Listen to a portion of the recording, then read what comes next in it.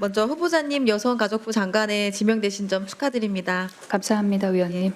공식적으로는 16개월이지만 잼버리 사태 이후에 여가부의 실질적 리더십 공백은 2년에 가깝습니다.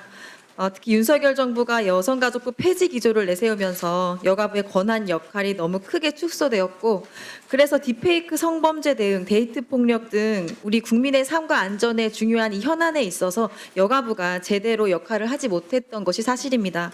오늘 인사청문회는 그동안 산적해 있던 이 일들을 해낼 후보자를 검증하는 자리라는 점에서 누구보다도 그 책임의 무게가 막중하셨을 걸로 생각이 되는데요. 3주간 인사청문회 준비하면서 어떤 소회를 느끼셨는지 한 말씀 부탁드립니다. 지난 3주간 여성가족부 관련된 업무뿐만이 아니라 제 자신에 대해서 돌아보는 시간을 가질 수 있었습니다. 아프기도 했고 한편으로는 감사한 시간이었습니다. 저로 인해 논란이 있었던 점에 대해서 송구스럽게 생각을 합니다. 그리고 그 논란 속에서 상처를 받았을 보좌진들께 심심한 사과를 드리는 바입니다. 제가 부족했던 점은 더 겸허하게 받아들이고, 그리고 앞으로 언행에 있어서 밑거름을 잘 삼아서 더 세심하게, 더 깊은 배려로 살아가도록 하겠습니다. 예. 그러니까 지명되신 이후에 이런 과도한 의혹 제기로 인해서 쉽지 않은 시간을 보내셨을 거라고 짐작이 되는데요. 저도 한 가지 여쭤보겠습니다. 좀 사실과 다르거나 과도하게 부풀려졌다는 인상을 받은 것들이 있어서요. 어제 한 언론에서 후보자 가족들이 위장 전입을 했다는 보도를 보았는데 위장 전입이 맞습니까? 그렇지 않습니다, 위원님. 네, 그럼 어떤 상황이었나요?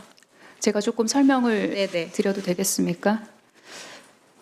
저희 가족이 일반적인 상황은 아닙니다. 왜냐하면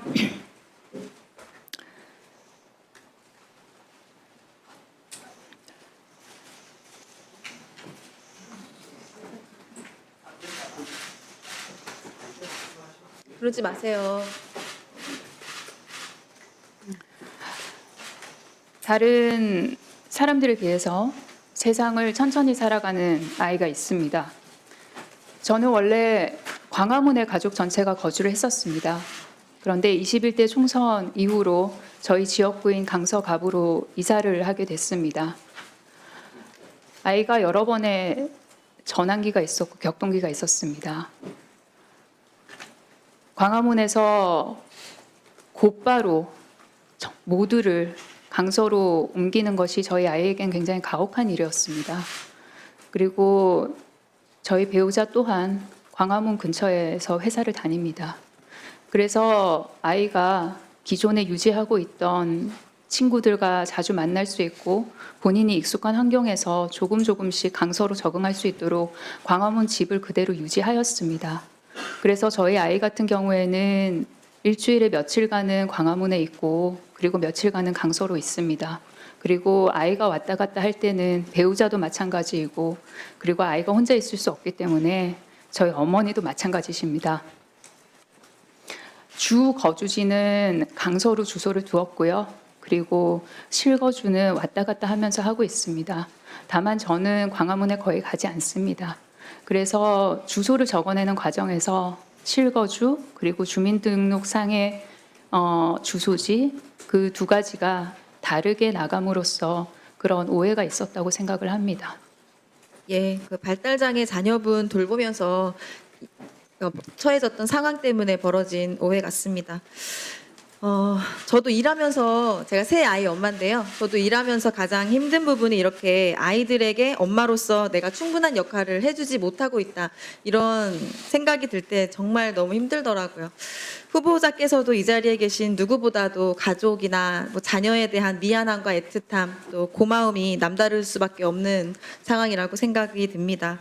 그래서 그런지 후보자께서 지명 첫날 사랑하는 국민께 내일은 나아질 거야 라는 희망을 드리고 그 희망을 정책이라는 확신으로 바꿔내겠다 이렇게 소감을 밝히셨는데 혹시 후보자께서 직접 작성하셨나요? 네, 네. 소감문도 그렇고 오늘 네. 모두 발언 말씀도 마찬가지고 제가 진심을 담아서 국민께 드리는 말씀입니다. 예, 저는 이 사랑, 또 희망, 확신 이런 단어가 마치 가족에게 말하는 진심으로 다가왔습니다. 그래서 그런 마음으로 국민들께 후보자의 가치와 철학, 또 정책이라는 확신으로 바꿔내겠다는 의지로 보였는데요. 후보자님께서 21대 국회의원으로 당선된 후에 아동, 장애인 돌봄 등 권익 보호와 복지 향상 위해서 다양한 노력, 또 실질적인 성과를 내셨더라고요. 그러니까 대표적으로 22년에 후보자님께서 여야 의원 전원에게 직접 손편지를 보내서 발달장애 참사 대책 마련 특위 출범을 요구하는 결의안 참여를 요청하셨죠? 네, 그렇겠습니다. 이때 무려 178명의 여야 의원께서 참여한 이 결의안은 21대 국회에서 가장 많은 의원님이 발의해서 참여한 원안 그대로 본회의를 통과한 유일한 사례로 알고 있습니다. 결의안이 어떤 내용이었고 또 후보자께 어떤 의미였는지 직접 말씀해 주시죠. 당시 제가 이 발달장애인 참사 대책 결의안을 발의했을 때가 22년도였습니다. 발의 시점쯤 해서 5년 동안 발달장애인을 살해한 부모의 숫자, 그리고 본인도 삶을 등진 숫자가 언론 보도된 것만 해도 30여 건이 넘어섰습니다. 발달장애인을 돌보는 것이 어렵고 힘들겠다라고 짐작되는 것보다 더 거칠고 아픕니다. 관련해서 이 돌봄은 국가가 책임을 져야 하고, 그리고 국가가 책임을 지려면 그들이 어떻게 살아가는지 알아야 합니다.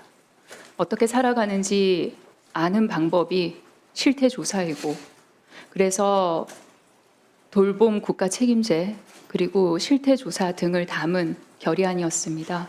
당시 여야 의원님들께 손편지를 한 장 한 장 써드렸고, 그리고 그 결과로 마음을 모아주셔서 198명이라는 공동 발의 숫자를 얻어낼 수 있었고, 그리고 수정하지 않고 원안 그대로 채택되는 성과도 있었습니다. 앞으로 더 잘 살피고 그리고 관련된 일들을 면밀하게 하도록 하겠습니다.